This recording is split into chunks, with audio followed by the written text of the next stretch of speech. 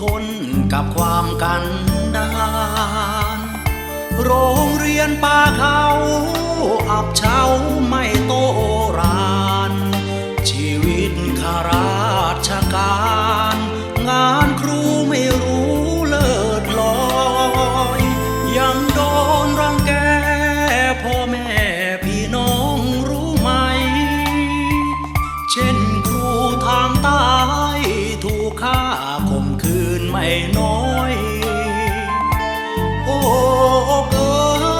ยไม่เคยมีเรื่องดังลอยชีวิตต้องมาหลุดลอยถูกสอยเพราะน้ำมือมาโอ้ครูต้องรินหลั่งน้ำตาชีวิตไร้ค่าจะมีใครเล่าสงสารสอนเด็กอยู่กับความกันดารแต่ต้องพบ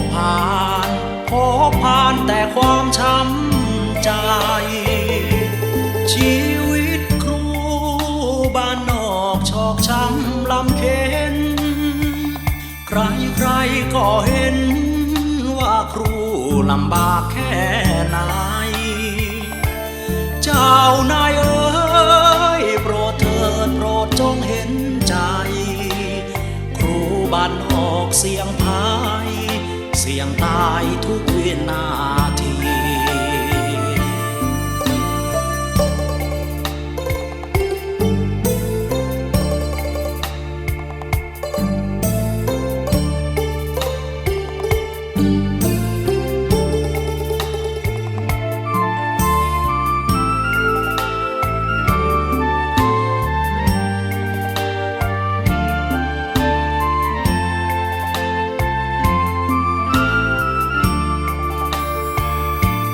ชีวิตครู